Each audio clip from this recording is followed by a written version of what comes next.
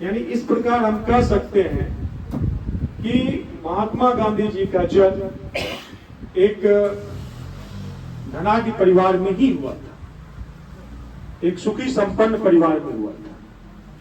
उनकी माता जी का नाम आपको मालूम है? क्या नाम था उनकी माता जी का? पुतलीबाई गांधी।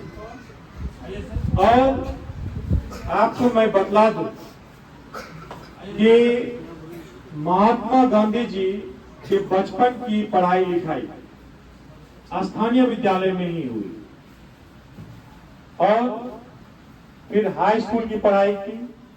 उसके बाद बहुत ही कम उम्र में, मात्र 13 वर्ष की उम्र में उनका विवाह हो गया। उन दिनों बाल विवाह बहुत प्रचलित हुआ करता था, यानी कम उम्र में ही लड़के लड़कियों की शादी कर दी जाती थी। तो मोहनदास करमचंद गांधी जी का भी विवाह बहुत ही कम उम्र में, मात्र 13 वर्ष की आयु में कस्तूरबा गांधी जी से हुई। और कस्तूरबा गांधी जी की भी आयु उन दिनों 13 वर्ष ही थी। तो आप समझ सकते हैं कि उनके उसके बाद वो नहीं रखेंगे और शाकाहारी बनकर रहेंगे, अपनी पढ़ाई लिखाई करेंगे, ये सब का वादा करके गांधी जी चले गए लंदन। लंदन में इन्होंने बैरिस्टर की पढ़ाई की, जिसको आप वकील भी कहते हैं। विदेश में जो लॉ की डिग्री जो भी लिए हैं वो बैरिस्टर ही कहलाते हैं। अब गांधी जी बैरिस्टर बन गए। बैरिस्टर बन गए उसके बाद लगभग कह सकते हैं कि ये पढ़ाई करने के बाद गांधी जी फिर साउथ अफ्रीका चले गए, वहीं से भारत अभी नहीं लौटे थे। लगभग कहा जाता है 21 वर्ष तक गांधी जी विदेश में ही रहे थे, यानी लंदन फिर साउथ अफ्रीका में उन्होंने ज्यादा समय बिताया। तो जब गांधी जी साउथ अफ्रीका गए तो साउथ अफ्रीका में रेशियल डिस्क्रिमिनेशन बहुत होता था, नस्लीय विभेद। यानी वहां काले गोरे का जो है, काले गोरे का काफी जो है मतलब विभेद होता था वहां पर। ऐसा हुआ कि एक बार गांधी जी फर्स्ट क्लास का टिकट कटाकर ट्रेन में सफर कर रहे थे, लेकिन एक्चुअली क्या होता है कि वहां पर उन दिनों फर्स्ट क्लास बोगी सिर्फ गोरे लोगों के लिए रिजर्व रहता। तो जब गोरे लोग चढ़े तो गांधी जी को उस बोगी से फेंककर नीचे प्लेटफॉर्म पर गिरा दिया। तो गांधी जी को इस बात से काफी वे आहत हुए। जब उन्होंने इस चीज का पता किया तो पता चला कि साउथ अफ्रीका में रहने वाले जितने भी भारतीय हैं सबों के साथ लगभग इसी प्रकार की कमेटी बनाई और उसके जो है ये मुख्य प्रधान रहे। उसके बाद लगभग 21 वर्षों के बाद गांधी जी भारत पहुंचे 1915 ईस्वी। जब भारत पहुंचे गांधी जी तो यहाँ तो भारत तो अंग्रेजों के चंगुल में था, गुलाम था, सभी को जानते थे। तो उन दिनों प्रथम विश्व युद्ध चल रहा था। तो प्रथम विश्व युद्ध जब चल रहा था तो इन्होंने एक गांधी जी ने सोचा, या फिर गांधी जी को ऐसा सुझाव दिया गया कि अगर आप भारतीयों को आप अंग्रेजी सेना में प्रथम विश्व युद्ध में लड़ने के लिए प्रेरित करेंगे, तो अगर प्रथम विश्व युद्ध अंग्रेज जीत जाते हैं, इंग्लैंड जीत जाती है, तो फिर हम भारत को आजाद करवा देंगे। तो गांधी जी उस समय एक सार्जेंट का रोल अदा करने लगे, यानी भारतीयों की बहाली करने लगे अंग्रेजी सेना के लिए। और यही जो है दलील दिया जा रहा। उसके बाद जो है 1918 प्रथम विश्व लगभग समाप्त हो गया, लेकिन हमारा देश आजाद नहीं हुआ। अब गांधी जी को अंग्रेजों की चाल समझ में आ गई थी लगभग। तो गांधी जी ने जो अपना पहला सत्याग्रह शुरू किया था, बिहार से शुरू किया था। बिहार में चंपारण में क्या होता था, जो नील की खेती करते थे, जो किसान नील की खेती करते थे, उससे बहुत ज्यादा टैक्स वसूला जाता था। और आप अंग्रेजों का नीति समझिए कि अंग्रेज लोग क्या करते थे, हमारा जो नील है उस नील को से वो लोग विदेश सप्लाई करते थे रॉ मटेरियल के रूप में, और विदेश में वह कपड़ा, वो नील का इस्तेमाल जो है कपड़ा रंगने में किया जाता था, फिर उसी कपड़ा को भारत में बेचा जाता था महंगे दामों में। और तो इस प्रकार से जब ये अत्याचार जो देखा गांधी जी ने, तो पश्चिमी चंपारण में सबसे पहला नील की खेती करने वाले किसानों के लिए सत्याग्रह शुरू कर दिया। उसके बाद धीरे धीरे गांधी जी एक्टिव हो गए। आपको हम बतला दें कि गांधी जी कोई महात्मा तो थे, महात्मा जो है उनको उपाधि मिली एक सिंगल धोती पहना करते थे, सिंगल सा एक धोती पहनते थे। और अपने जीवन में महात्मा गांधी किन किन चीजों से प्रेरित हुए ये भी मैं बता देता हूँ, आप लोग बच्चे हैं। महात्मा गांधी श्रवण कुमार की जो कहानी है आप लोगों ने पढ़ा होगा, राजा हरिश्चंद्र की जो कहानी है वो भी पढ़ा होगा। ये बचपन में ये कहानी राजा हरिश्चंद्र की, फिर जो है श्रवण कुमार की, ये कहानी ज्यादा इसका ड्रामा भी देखा था उन्होंने बचपन में। तो इन सब चीजों से वो काफी प्रेरित, और गांधी जी काफी एक्टिव थे, मतलब वो एक्टिविस्ट थे, सोशल एक्टिविस्ट थे, एक राइटर थे, लेखक थे। बहुत सारी पुस्तकें उन्होंने लिखी है, उनमें से एक पुस्तक जो है माय एक्सपेरिमेंट विद ट्रूथ, ये काफी हाईलाइट हुई है पुस्तक। इसके अलावा भी स्वराज और कौन बहुत सारी पुस्तकें जो उन्होंने रचना की। एक लेखक थे, एक सोशल एक्टिविस्ट थे, इसके बाद एक कह सकते हैं पॉलिटिकल लीडर थे, न्यूज़पेपर्स के एडिटर भी। यानी गांधी जी काफी एक्टिव थे। आप ये नहीं कह सकते हैं, मतलब आप समझ सकते हैं लॉयर थे, लेकिन उनका जो ये वकालत नहीं चला, इसका कारण था कि वकालत में लोग झूठ फूस भी बोलते हैं, झूठ दलील देने में झूठ का सहारा लेते हैं। तो जब मुंबई में ये वकालत करने के लिए गए तो पहली बार तो एक तो स्वभाव के संकोची थे, और जो झूठ तो ये बोलते नहीं थे। एक ही चीज इन्होंने रखा जीवन में, सत्य और अहिंसा, ये इनके जीवन का मूल मंत्र था। तो सत्य और अहिंसा के ही दम पर इन्होंने आजादी भी दिलवाई। और आपको ये भी बतला दें, मार्टिन लूथर किंग का नाम सुना है आप लोगों ने, और नेल्सन मंडेला का नाम सुना है। मार्टिन लूथर किंग और नेल्सन मंडेला भी इनसे प्रभावित थे, और इन्हीं के पद चिन्ह पर चल करके उन्होंने अपने देश की आजादी के लिए संघर्ष किया। तो इस प्रकार से महात्मा गांधी काफी लोकप्रिय थे।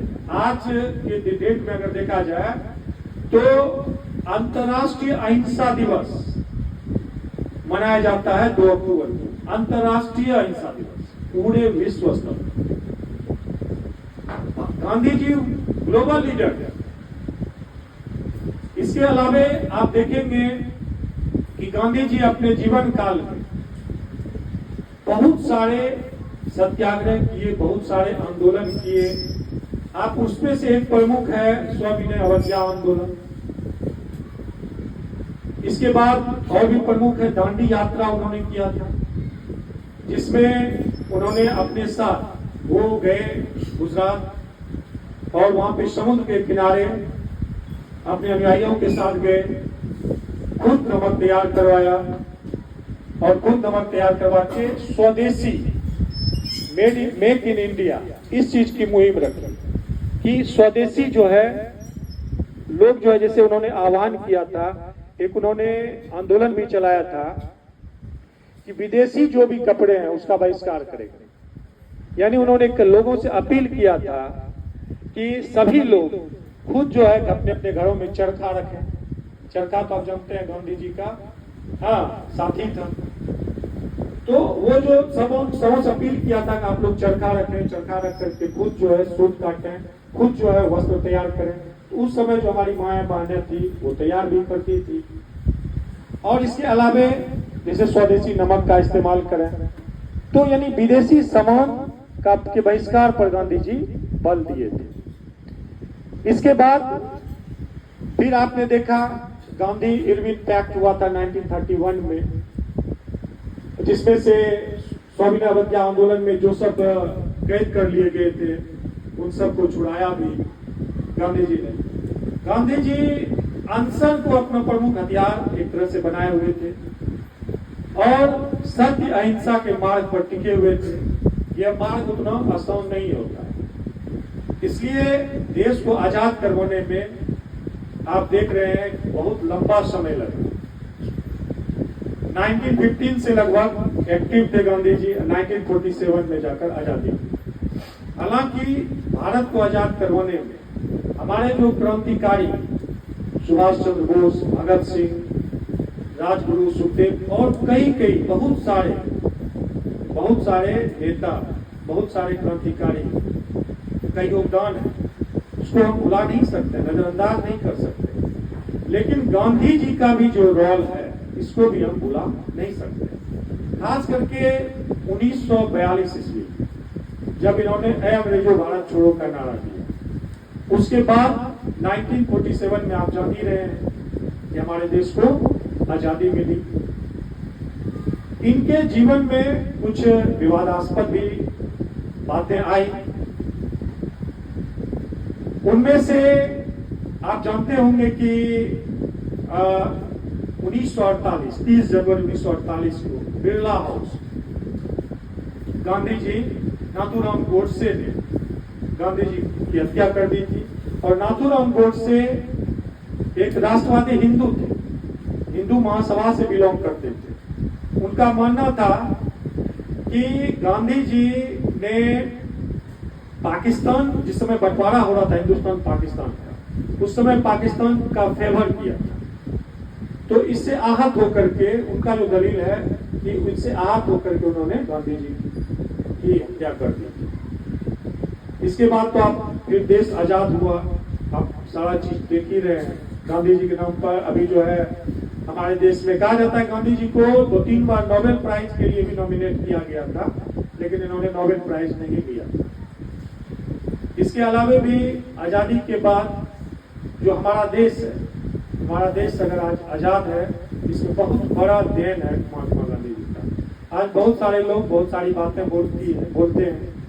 हालांकि गांधी जी की लोकप्रियता कुछ लोकप्रियता का ग्राफ घटा भी था। अंतिम दिनों में उनकी लोकप्रियता का ग्राफ थोड़ा घटा भी था। कुछ जैसे विवादास्पद बातों में जैसे ब्रह्मचर्य का प्रयोग, ये सारी चीजें जो उन्होंने किया, ये सारा चीज थोड़ा विवादास्पद रहा।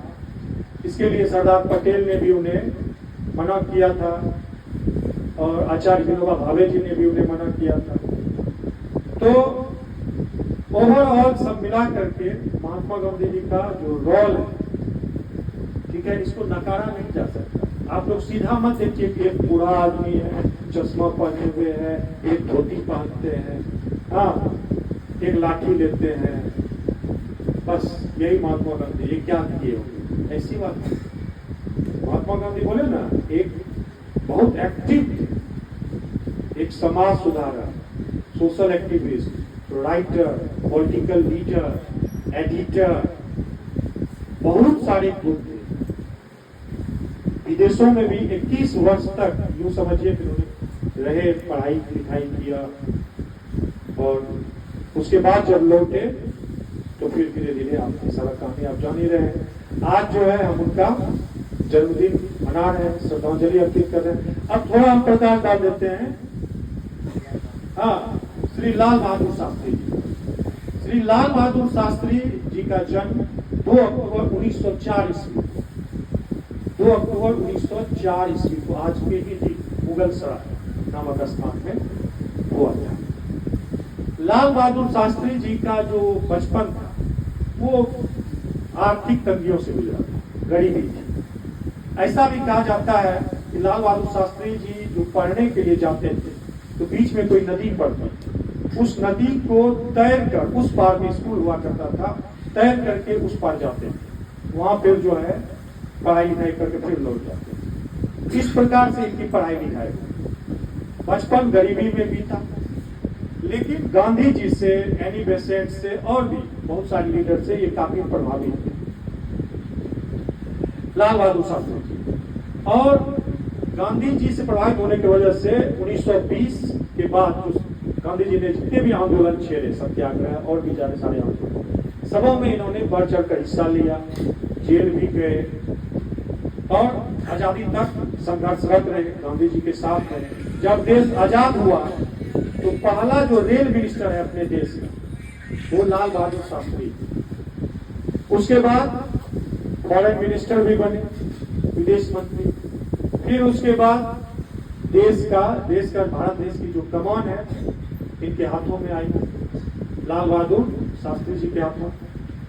और जब ये देश के प्रधानमंत्री बने उस समय भी देश के लिए इनका प्रधानमंत्री तो काल भी काफी संघर्ष संकट से भरा हुआ, बिल्कुल एकदम कह सकते हैं कि पाकिस्तान 1965 का जो भारत पाक युद्ध था, प्रथम इंडो पाक वार, वो लाल बहादुर शास्त्री जी के ही रीजन में हुआ।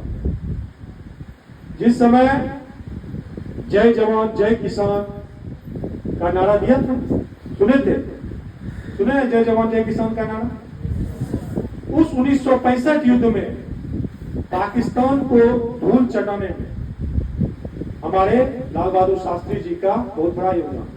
इनके नाम के आगे श्रीवास्तव टाइटिल, जो कि जात पात से ये काफी घृणा करते थे, इसलिए अपना टाइटल भी हटा लिया, श्रीवास्तव शास्त्री।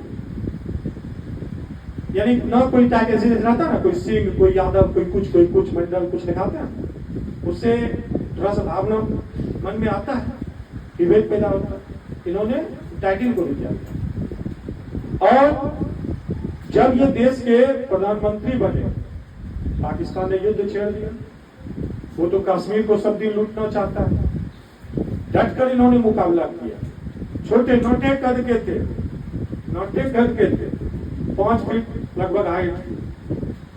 जब चलते थे तो पता ही नहीं चलता था, लगता नहीं था प्रधानमंत्री है, लेकिन बड़ी मेहनती थी, काफी मेहनती। और ये बता दें, ये आप लोगों ने पढ़ा होगा व्हाइट रिवॉल्यूशन के बारे में, पढ़ा है? दुग्ध क्रांति पढ़ा है? दुग्ध क्रांति नहीं पढ़े हो तुम लोग? हरित क्रांति पढ़े हो? ग्रीन रिवॉल्यूशन पढ़े हो? व्हाइट रिवॉल्यूशन और ग्रीन रिवॉल्यूशन हमारे देश में इनके शासनकाल में ही, ठीक है, ये दुग्ध क्रांति आया, व्हाइट रिवॉल्यूशन और ग्रीन रिवॉल्यूशन, ये दो इनका प्रमुख देन है। किसान को ललकारा था इन्होंने, कहा था जय जवान जय किसान।